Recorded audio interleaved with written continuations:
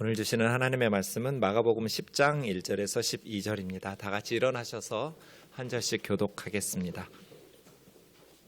예수께서 거기서 떠나 유대지경과 요단강 건너편으로 가시니 무리가 다시 모여들거늘 예수께서 다시 전례대로 가르치시더니 바리새인들이 예수께 나와 그를 시험하여 묻되 사람의 아내를 버리는 것이 옳으니까? 대답하여 이르시되 모세가 어떻게 너희에게 명하였느냐? 이르되 모세는 이혼 증서를 써주어 버리기를 허락하였나이다. 예수께서 그들에게 이르시되 너희 마음이 완악함으로 말미암아 이 명령을 기록하였거니와 창조 때로부터 사람을 남자와 여자로 지으셨으니 이러므로 사람이 그 부모를 떠나서 그 둘이 한 몸이 될지니라.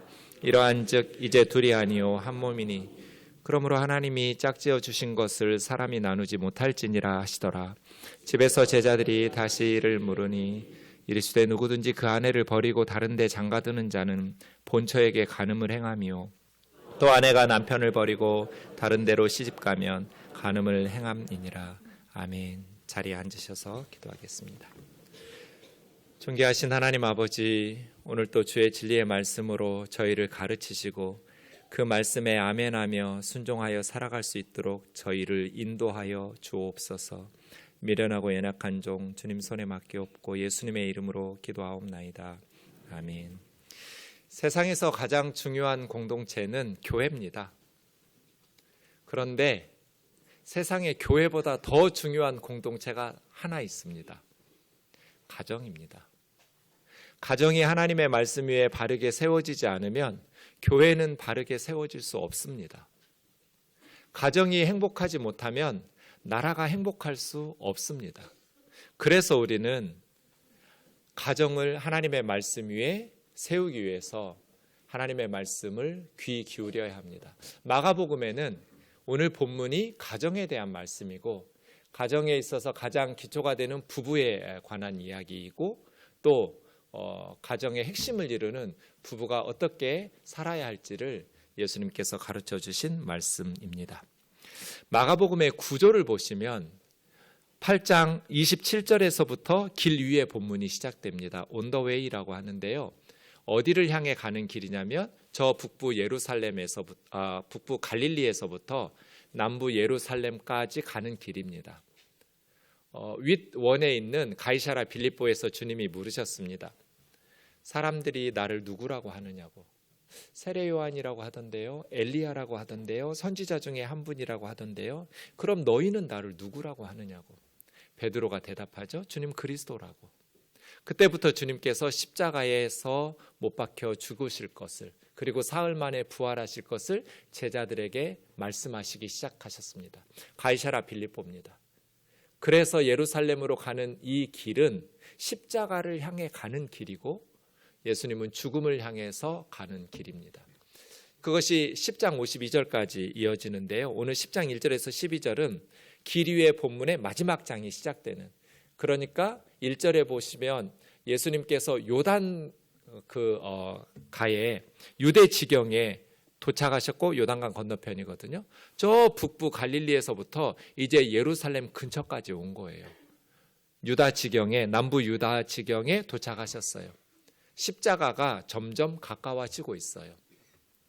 많은 무리들이 예수님에게 모여들었어요. 예수님은 늘 하시던 대로 말씀을 가르치셨어요. 마지막 예수님의 설교를 듣고 있는 거겠죠. 십자가를 향해 주님은 가시기 때문에.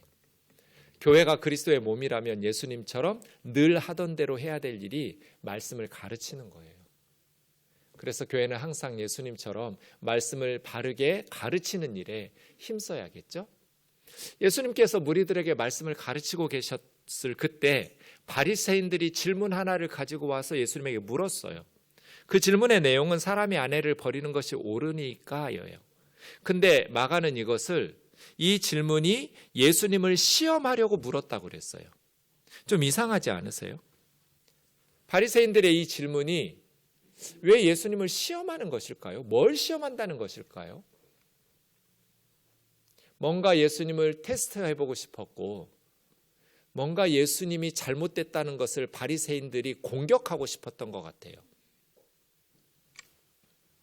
사람이 남편이겠죠? 아내를 버리는 것이 옳으니까 단순한 질문이 아니라 율법에 합당하냐는 거예요. 지금 바리새인들은 율법의 논쟁을 가지고 예수님에게 찾아온 거예요. 율법 논쟁이에요. 남편이 아내를 버리는 것이 율법적으로 합당하냐 합당하지 않냐, 옳으냐 그르냐 하고 질문한 거예요. 바리새인들이 이 질문을 했다는 것은 평소에 바리새인들이 예수님은 이혼 불가, 아내를 버리면 안 된다고 가르치셨다라는 것을 알고 있었다는 것을 의미해요. 예수님께서 여러 지역에서 하나님의 말씀을 가르치시면서 아내를 버리는 것은 옳지 않다라고 가르치신 것을 바리새인들이 들으면서 이것은 율법의 가르침에 위배된다. 율법 논쟁을 가지고 예수님에게 따져 묻기 위해서 시험하려고 질문을 사람들 앞에서 던진 거예요. 당연히 예수님께서는 모세가 어떻게 너희에게 명령했느냐고 율법을 가지고 대답하셨어요. 모세는 율법에 어떻게 명령했느냐? 바리새인들이 대답하죠. 모세는 이혼 증서를 써주어 버리기를 허락했습니다. 하나님의 말씀은 이혼 증서를 써주면 이혼이 가능하다. 아내를 집에서 내보내는 것이 허락되고 그것이 하나님의 율법인데 왜 예수님 당신은 아내를 버리는 것이 옳지 않다고 가르치고 있습니까? 라고 지금 논쟁하고 있는 거예요. 이 모세가 명령했던 말씀은 신명기 24장 1절 말씀이에요.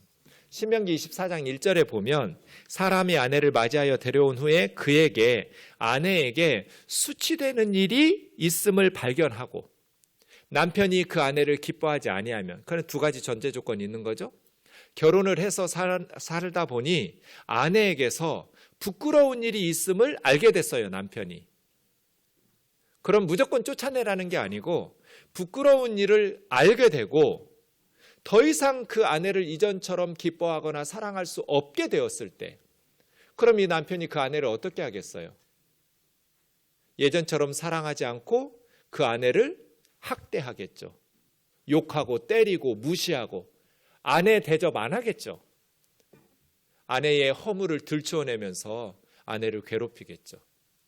당시에는 일부 다처제가 허용되던 사회였기 때문에 자기 마음에 드는 다른 여자하고 결혼하고 그 여인과 부부의 관계를 맺으면서 전에 결혼했던 아내를 자기가 미워하는, 그의 허물과 수치된 일을 발견하게 된 그 아내는 방치하는 거죠. 학대하고 무시하고. 그럴 경우에 하나님께서는 이혼 증서를 써주어서 그 아내를 집에서 내보내라. 이혼도 안 해주고 자기 집에 가둬놓고 그 아내를 구박하고 학대하고 아내 취급도 안 해주면서 그렇게 평생 고통스럽게 살게 하지 말고 차라리 이혼 증서를 써주면 그 이혼 증서를 가지고 다른 남자에게로 재혼을 해서 아내 대접 받으면서 편안히 살 수 있도록 길을 열어주라는 거예요. 모세의 이 명령은 남편이 아내를 아내 취급 안 하고 학대하고 무시하고 멸시하게 될 상황에 차라리 이혼 증서를 써주어서 다른 남자에게로 갈 수 있도록 길을 열어주라는 것, 2절 말씀 때문에 1절의 명령을 주신 거거든요. 이 율법에 대한 해석 때문이에요. 모세는 율법에 이혼 증서를 써주면 아내를 집에서 내보내도록 허락하고 있는데 왜 예수님은 아내를 내보내는 것을, 이혼하는 것을 잘못이라고 가르칩니까? 라고 따져 묻는 거예요. 예수님의 대답이 5절부터 이어집니다. 예수께서 그들에게 이르시되 너희 마음이 완악하기 때문에 신명기 24장 1절에 이 명령을 기록하였거니와 창조 때부터 사람을 남자와 여자로 지으셨으니 이러므로 사람이 그 부모를 떠나 그 둘이 한 몸이 될지나 이러한즉 이제 부부는 둘이 아니요 한 몸이다. 하나님께서 짝지어 주신 것을 사람이 나눌 수 없다. 신명기 24장의 이혼 증서를 이야기하는 것은 너희가 악하기 때문에 아내를 학대하고 구박하고 괴롭히고 아내를 평생 한숨 쉬면서 눈물 지으면서 살도록 방치하지 못하도록 하나님께서 명령하신 것이지, 원래 창조하실 때 하나님께서 사람들을 지으실 때는 하나님이 그런 계획이 아니었다는 거예요. 창세기 1장 2장에 창세기 3장에서 선악과를 따먹고 죄를 짓고 사람들에게 세상에 죄가 들어오기 전에 하나님께서 원래 선악과 사건 이전에 계획하셨던 가정은 둘이 하나가 되는 거예요. 결혼한 순간 이제 딴 몸, 두 개의 몸이 아니라 하나의 몸이 된 거예요. 그 하나의 몸을 이혼으로 다시 찢어 놓으면 둘 다 살아갈 수가 없어요. 죽는 거예요. 찢어지니까요. 두 몸이 결혼해서 사는 것이 아니라 둘이 한 몸이 결혼해서 사는 것이 부부다. 이것이 하나님의 계획이다. 예수님의 대답은 예수님의 생각이 아니에요. 창세기 2장에서 하나님이 말씀하신 그대로예요. 그래서 바리새인들이 하나님의 말씀에 기록된 대로 예수님께서 대답하셨기 때문에 달리 논쟁을 할 수가 없었어요. 성경 있는 그대로기 때문이에요. 창세기 3장에서 사람들이 죄를 짓고 세상에 죄악이 들어왔기 때문에 하나님께서는 연약한 아내들, 여성들을 법적으로 보호하기 위해서 이런 법을 주셨다는 거예요.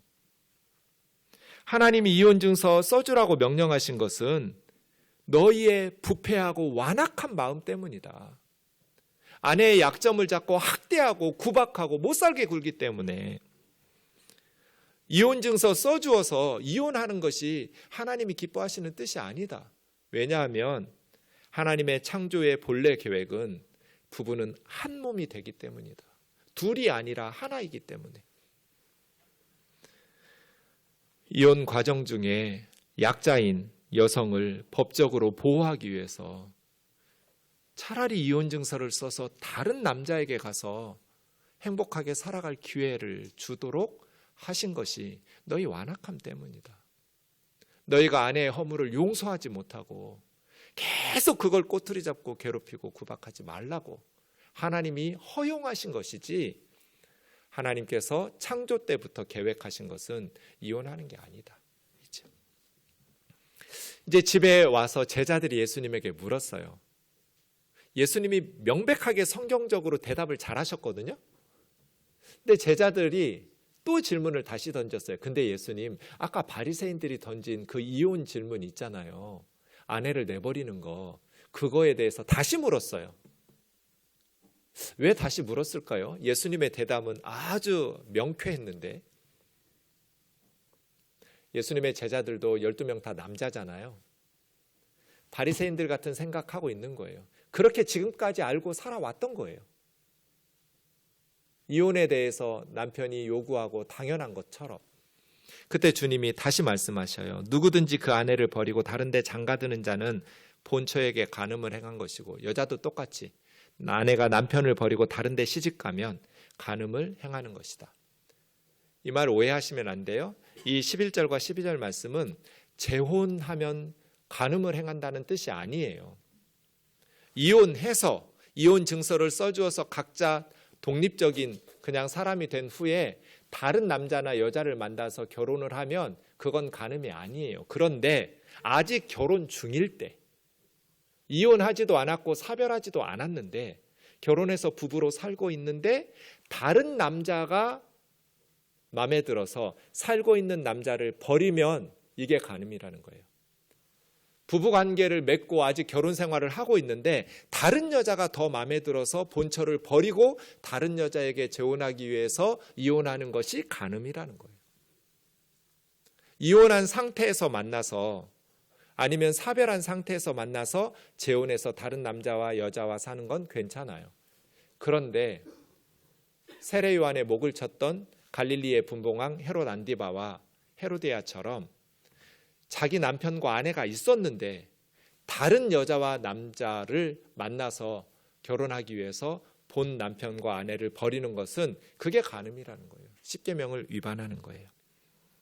자, 예수님께서 제자들에게 다시 한번 말씀하셨어요. 다른 사람과 결혼하기 위해서 이혼하는 것은 간음하는 거다. 예수님 제자들 반응이 뭐였을까요? 예수님의 대답을 듣고 제자들이 어떤 반응을 보였을 것 같으세요?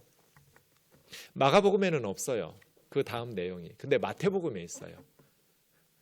마태복음에 보면 그럼 장가들지 않는 것이 좋겠습니다. 이게 무슨 막말이에요? 그렇게 사느니 차라리 장가 안 가겠다는 거예요. 무슨 잘못이 있었어요, 지금? 왜 이런 반응들이 나올까요? 바리새인들은 예수님께서 이혼하면 안 된다고 가르쳤더니 그것이 율법 위반이라고 생각하고 시험하려고 질문 던지고 사람들 앞에서 예수님을 무너뜨리려고. 예수님의 제자들은 차라리 혼자 사는 것이 낫겠다고 반응을 보였어요. 이것이 당시 유대인들의 생각이었어요. 신명기 24장 1절 다시 보시면 아내에게서 수치되는 일이 있음을 발견했다고 그랬어요. 구체적인 상황이 모세 율법에는 없어요. 이 수치되는 일이 어떤 일인지는 알 수가 없어요. 그러면 구체적으로 아내에게서 수치되는 일이 발견됐다는 그 수치되는 일이 뭘까? 이것에 대한 해석이 있어야 될 거잖아요. 그때 바리새파 중에 유명한 두 개의 학파가 있었어요. 예수님 시대에. 하나는 샴마이파고요. 하나는 힐레락파였어요. 샴마이파는 엄격하게 율법을 해석해서 신명기 24장 1절에 아내에게서 수치되는 일이 발견되었다는 것은 성적인 부정이다. 아내가 외도를 해서 성적인 부정이 있다는 것을 남편이 알게 되고 남편이 아내를 아내 취급 안 해줄 때 차라리 이혼 증서를 써서 다른 남자에게 재혼할 수 있도록 길을 열어주라는 말씀이다. 이렇게 해석했고요. 힐렐이라는 사람은 그냥 문자적으로 봤어요. 아내를 보고 남편이 부끄럽게 여길 때, 아내의 어떠한 행동이나 아내의 모습이 수치심을 주었을 때, 친구가 집에 왔는데 아내가 이제 빵을 구워가지고 식사 대접을 해야 되는데 빵을 태웠어요. 친구한테 너무 창피했어요. 이혼. 내가 소중히 여기는 접시를 아내가 깨뜨렸어요. 이혼. 길을 가는데 아내가 너무 늙어가지고 다른 사람들 볼 때 수치심을 느꼈어요. 못생긴 아내 때문에. 이혼. 이런 식으로 해석했어요.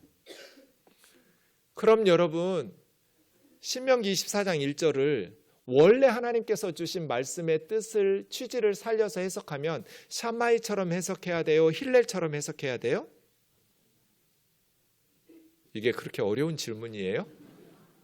형제들만 대답해 보세요. 샴마이처럼 해석해야 돼요? 힐렐처럼 해석해야 돼요?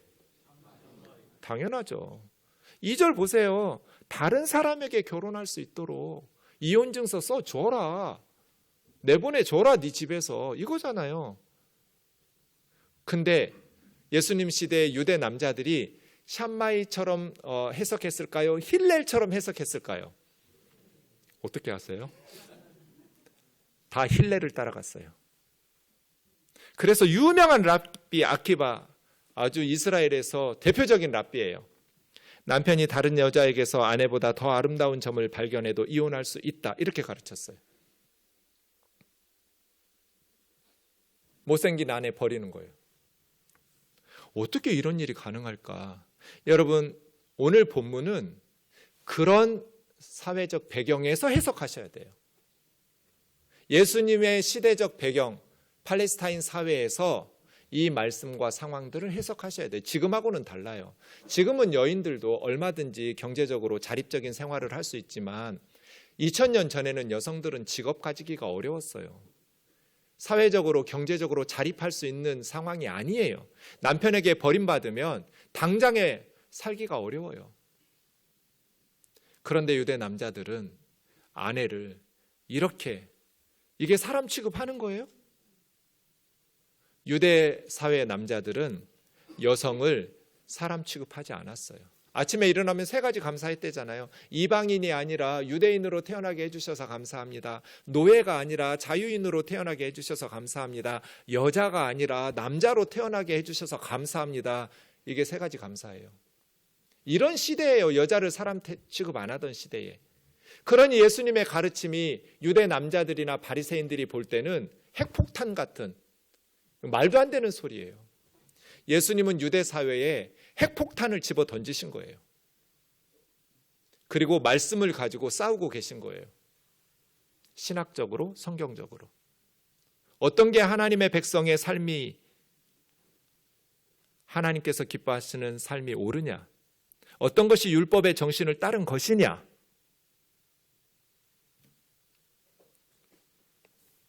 그래서 오늘 본문은 우리들보다는 무슬림 여성들이 훨씬 더 본문의 상황을 더 잘 이해할 수 있을 것 같아요. 트리플 탈라크라고 해서요. 제가 예전에 월간지를 읽다 보니까 거기에 무슬림 여성들의 안타까운 사연들이 나오더라고요. 인도 델리의 전화교환원이었던 아미나라는 자매가 어느 날 퇴근해 보니까 남편이 다른 여성을 껴안고 있었어요. 그 모습을 보고 놀랐는데 남편이 퇴근하고 다른 여자를 껴안고 있으면서 자기를 보면서 탈라크 탈라크 탈라크 3번 외쳤어요. 이혼. 6년간의 이혼이 그렇게 끝났어요. 결혼 생활이. 그냥 탈라크를 3번 외치면 무슬림들은 이혼이에요. 그 월간지에 또 다른 여성 이크발이라는 여성의 사연이 소개되었는데 인도 여성이었어요. 결혼을 하고 이 남편이 한 달 만에 미국으로 갔어요. 미국으로 가면서 내가 바로 초청장 보내서 당신 미국으로 초청하겠다고. 그런데 8년 동안 연락이 없어요. 초청장이 안 와요. 8년 만에 남편한테 이메일이 왔어요. 탈라크 탈라크 탈라크 3번 써 있었어요. 그렇게 8년 만에 이혼당했어요. 요즘은 휴대전화 문자로 탈라크 3번 보내가지고 이혼하기도 한대요. 이런 상황이에요. 무슬림들의 여성들의 인권과 지위가. 예수님 시대 여성들은 이혼을 요구할 권한이 없었어요. 남편들만 이혼을 요구할 권리가 있었어요. 아내들은 이혼을 요청할 권리도 없어요. 그런데 남편들은 힐렐의 가르침대로 그것을 하나님의 말씀을 들이밀면서 이혼 증서만 써주면 이혼이에요. 이거는 여성을 사람으로 대접하지 않는 거예요. 이것이 하나님의 본래 천지 창조의 뜻이에요. 예수님은 너희가 하나님의 말씀을 줄줄줄줄 암송하고 다니고 가르치고 하나님의 백성이라고 바리새인들이 그렇게 금식하고 11조 바치고 그렇게 성경을 가르치고 열심히 하나님에 대해서 열정을 내지만 하나님의 뜻은 이혼 불가다. 성경에 기록하지 않았느냐? 둘이 아니라 하나라고. 너희가 악하기 때문에 여성들의 법적 권리를 보호해 주기 위해서 차라리 이혼증서 써주라고 허락하신 거지. 너희들처럼 이렇게 마음에 안 들면 아내가 부끄럽다고 여기면 바로바로 이혼증서 써줘서 아내를 내쫓는, 아내를 내버리는 이런 식으로 하나님께서 주신 말씀이 아니다 라고 가르치신 거예요. 무슬림들만 그랬나? 아니요. 100여 년 전에 우리나라도 칠거지약이 있었어요. 7가지 아내를 내쫓을 수 있는 악한 일, 시부모에게 순종하지 않으면 내쫓고, 아들을 낳지 못하면 내쫓고, 음탕하면 내쫓고, 질투하면 내쫓고, 나쁜 질병이 있으면 내쫓고. 말 많은 자매들 여러분 잘 태어났어요. 그때 태어났으면 말 많다고 내쫓아요. 도둑질하면 이게 칠거지약이에요.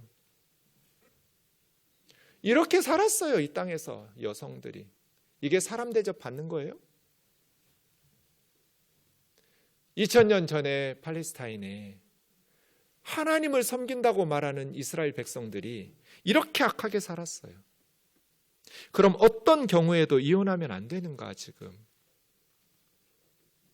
오늘 마가복음에는 예외가 없어요. 하나님이 짝지어 주신 것을 사람이 나눌 수 없느니라. 아내를 버리면 안 된다예요. 그런데 마태복음의 병행복문에는 예외가 하나 나와요. 누구든지 음행한 이유 외에는. 그럼 뭐예요? 배우자가 음행했을 때는 뭐 성적인 부정을 저질렀을 때 샴마이처럼 해석한 거죠. 성적인 부정을 저질렀을 때 반드시 이혼하라는 명령이 아니라 그렇게 음행한 이유 때문에 도저히 함께 살 수 없도록, 도저히 함께 살 수 없다라고 생각되어질 때, 용서가 안 될 때 이혼해라 라고 허용한 거죠. 그래서 초대교회에서는 여성들을 함부로 할 수 없었어요. 여성들을 내보내는 것은 예수님의 가르침이 아니니까요. 그래서 교회 안에 여성들의 인권이 회복되기 시작했어요. 남편이 버리지 않으니까요. 예수 믿지 않는 다른 사람들은 그냥 트리플 탈라크처럼 이혼 증서 써줘가지고 내쫓는데, 예수 믿기 시작하더니 이 남편이 변했어요. 이 남자들이 아내를 소중히 여기는 거예요. 이게 복음의 열매들이죠. 말라기 2장 16절 같이 읽겠습니다. 시작. 이스라엘의 하나님 여호와가 이르노니 나는 이혼하는 것과 옷으로 학대를 가리는 자를 미워하노라. 만군의 여호와의 말이니라. 그러므로 너희 심령을 삼가 지켜 거짓을 행하지 말지니라. 하나님께서 미워하는 것이 이혼하는 거 나 미워한다. 그리고 옷으로 학대를 가린다는 것은 남편이 아내를 학대하면서 마치 때리지 않은 것처럼, 학대하지 않은 것처럼 옷으로 가리는 거예요. 남편이 아내를 학대하는 거예요. 남편에게 힘을 주신 것은 아내를 때리라고 학대하라고 힘 주신 거 아니에요. 돌보고 케어하고 보호하라고 주신 것이죠. 하나님께서 아내를 학대하고 구타하고 남들 앞에서는 좋은 남편인 것처럼 옷으로 가리고 이혼하고 내쫓고 이런 걸 기뻐하시겠어요? 나는 이혼하는 것과 남편이 아내를 학대하는 것을 미워하노라. 너희 마음을 지켜서 거짓을 행하지 마라. 잠언 5장 18절 19절 같이 읽겠습니다. 시작. 내 셈으로 복되게 하라. 내가 젊어서 취한 아내를 즐거워하라. 그는 사랑스러운 암사슴 같고 아름다운 암노루 같으니 너는 그의 품을 항상 족하게 여기며 그의 사랑을 항상 연모하라. 아내들 한번 쳐다보세요. 암사슴 같으세요?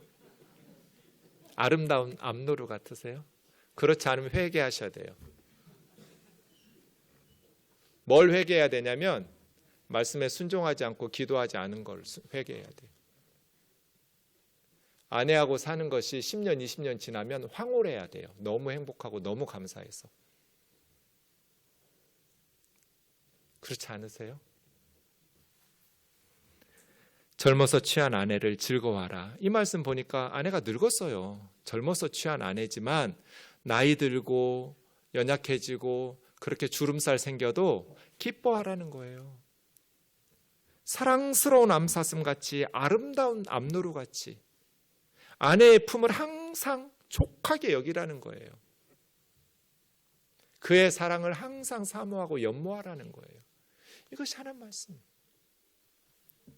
오늘 저는 이 본문이 길 위의 본문, 온 더 웨이에 있다는 것을 강조했어요. 지금 예수님은 북부 갈릴리에서 남부 유대 예루살렘으로 여행 중이에요. 십자가를 향해 가는 여행이에요. 길 위의 본문이에요. 이제 십자가 근처까지 유대 지경에 도착하셨어요. 그때 예수님이 오늘 말씀을 가르치셨어요. 길 위의 본문의 주제는 제자도라고 그랬잖아요. 예수님의 제자의 길. 예수님의 제자는 어떻게 살아야 하는가? 주님 어떻게 가르치셨어요? 누구든지 나를 따르려면 자기를 부인하고 자기 십자가를 지고 나를 따라야 된다. 예수님만 십자가를 지는 것이 아니라 예수님의 제자도 예수님처럼 자기를 부인하고 자기 십자가를 지고 따라야 돼요. 이 제자의 삶이 가정에서도 실행돼야 된다는 거잖아요. 오늘 본문의 위치를 보면 예수님의 제자는 결혼 생활에서도 제자도의 삶이 실천돼야 된다는 거예요. 십자가의 길이 뭐예요? 나를 죽여서 너를 살린다잖아요. 이게 제자도예요. 자기를 부인하고 자기 십자가를 지고 주님을 따른다는 것은 나를 죽여서 너를 살린다는 거거든요. 이게 결혼이에요. 결혼은 나를 죽여서 너를 살리는 작업이어야 돼요. 나의 행복을 위해서 결혼하는 것이 아니라 너를 살리기 위해서, 내가 죽기 위해서. 그럴 때 진정으로 내 삶이 행복을 맛보게 되거든요. 그래서 어떤 자매가 입간판을 만들어서 가게 앞에다가 세워놨어요. 제가 인터넷에서 봤는데요. 그거 보고 웃었어요. 르바인이라는 여사가 살다가 지치면 남편 사진을 꺼내보고 생각하지. 내가 이것도 사람 만들었는데 세상에 못할 일이 어디 있겠나. 이렇게 간판을 만들어놨어요. 살다가 지치면 남편 사진을 꺼내보고 생각한대요. 내가 이것도 사람 만들었는데 세상에 못할 게 뭐가 있냐. 정답이에요. 내 뱃속에서 나온 내 자식도 마음에 안 들고 힘들 때가 있는데 남의 뱃속에서 나온 남편이 뭐가 그렇게 사랑스럽겠어요. 결혼은 제자도예요. 십자가의 길이에요. 에베소서 5장 31절 33절까지 보시면 제가 오랫동안 이 32절을 이해를 못했어요. 지금 부부 얘기하고 계셨거든요. 남편은 아내는 하면서 부부에 대한 이야기를 하다가 갑자기 사도 바울이 이 비밀이 크도다 나는 그리스도와 교회에 대하여 말하노라. 예수님하고 교회 얘기를 바꿔놨어요.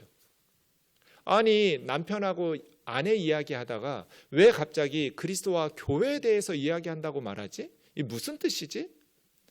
오랫동안 이해를 못하고 있었어요. 여기 읽을 때마다. 그러다가 깨달았어요. 아, 이 말씀이 그 뜻이었구나. 그리스도가 그리스도의 신부인 교회를 얻기 위해서는 반드시 십자가에 자기 생명을 바쳐야 됐어요. 만약에 예수님이 십자가에서 자기 생명을 바치지 않았다면 구원받은 예수님의 신부인 교회와 구원받은 성도들인 우리는 만들 수 없었어요. 생기지 않아요. 예수님께서 그리스도의 신부인 교회를, 성도들을 만드시기 위해서 반드시 십자가에 자기 생명을 바쳤던 것처럼 남편과 아내가 상대방을 위해서 예수님처럼 생명을 바치지 않으면 한 몸이 되는 배우자를 얻을 수 없다는 뜻이에요. 예수님하고 교회의 관계가 남편과 아내의 관계하고 똑같아요. 결혼식하고 혼인신고하면 법적인 아내가 생기죠. 법적으로 배우자가 생겨요. 그러나 한 몸이 되는 배우자가 생기지는 않아요. 언제 부부가 한 몸이 되는가? 내 갈비뼈를 부러뜨릴 때예요. 하나님께서 남자 혼자 있는 것이 좋지 않다 여기셨어요. 그래서 아내를 만들어서 함께 살게 하셨어요. 그때 아담 만들듯이 하와를 다른 흙으로 만드실 수도 있었는데 굳이 아담에게 주었던 갈비뼈 하나를 부러뜨려 가지고 하와를 만들었어요. 왜요? 너희는 한 몸이라는 거잖아요. 정말 나와 한 몸이 되는 아내를 얻고 싶으면 내 갈비뼈를 부러뜨리는 희생과 헌신이 있어야 돼요. 아픔이 있어야 돼요. 이게 십자가의 도잖아요. 나를 죽여서 너를 살린다. 나를 부러뜨려서 너를 만든다. 예수님이 십자가에 자기 생명을 바치고 예수님이 갈비뼈 부러뜨려서 십자가에서 그 희생으로 그리스도의 신부인 교회를 만드신 것처럼 우리가 한 몸이 되는 진정한 배우자를 얻고 싶으면 갈비뼈를 부러뜨려야 돼요. 그럴 때 하나가 돼요. 이것이 원래 하나님의 창조 섭리와 계획이었어요. 인간에게 죄가 들어오자마자 무슨 일이 발생했어요? 타인의식이 생겼어요. 죄가 있기 전에 아담은 아내에게 내 뼈 중에 뼈요 내 살 중에 살이라고 그랬어요. 우리 한글 성경은 살 앞에는 내라는 말이 없는데 원어에는 둘 다 나의 뼈 나의 살이에요. 한 몸이잖아요. 하와를 본 순간 내 뼈 중에 뼈고 내 살 중에 살이라고 강력한 하나됨을 노래했어요. 그런데 선악과 따먹자마자 남남이 돼버렸어요. 네가 따먹었냐고 하나님이 물으셨어요. 먹었다 안 먹었다 예스 노로만 대답하면 될 텐데 아담은 하나님께서 나에게 주셔서 나와 함께 있게 하신 여자 그가 주어서 내가 먹었습니다. 집으로 처먹어 놓고 아내라고 부르지도 않아요. 하나님이 주셔서 나와 함께하게 하신 여자, 그가 줘서 내가 먹었다고. 이게 한 몸이에요? 이게 부부예요? 하나님, 제가 선악을 먹게 하는 나무 먹으면 반드시 죽는다고 하나님이 저에게 말씀하셨는데 아내에게 그렇게 잘 전달 못해서 하나님 저를 벌해 주세요. 제 잘못이에요. 제 아내가 하나님 용서받을 수 있도록 나에게 아내 목까지 벌을 내려주세요. 이랬더라면 에덴 동산 이후로 남편들은 꼭 분리하면 남 탓해요. 아담의 피가 흘러서 그래요. 아내를 희생시켜요. 그건 타인의 시기죠. 하나님의 창조 섭리가 아니에요. 아내를 보호하기 위해서 내 갈비뼈를 부러뜨리고 내가 형벌을 받고 내가 십자가에 지신 예수님처럼 희생하고 헌신할 때 남편이 갈비뼈 하나 부러뜨리면 아내들은 5개, 10개 부러뜨려요. 이 가정을 위해서. 근데 남편들이 지 맘대로 살아요. 아내를 존중할 줄을 몰라요. 희생과 헌신을 안 해요. 그래서 가정이 불행해요. 세상의 문화와 풍조는 이혼하는 것들을 아무렇지도 않게 가르쳐요. 흠도 아니라고 말해요. 아니요. 세상의 문화가 어떻게 흘러가든지 우리는 예수님의 가르침을 따르는 자들이에요. 변하는 세상의 문화와 사상을 추구하는 자가 아니라 불변의 진리를 따르는 예수님의 제자들이에요. 그렇다면 우리는 십자가의 도, 나를 죽여 너를 살린다는 이 기류의 본문에 이혼에 대한 말씀이 있음을 기억하고 가정을 위해서 희생하고 헌신하고 어쩔 수 없을 때 정말 음행한 영고 외에 나는 마태복음에 예외 조항을 두었듯이 정말 이 가정을 유지하기 어려울 때 최후의 수단으로 하나님 앞에 송구한 마음으로 이혼을 하더라도 절대 이혼해서는 안 된다고 가르쳐야 돼요.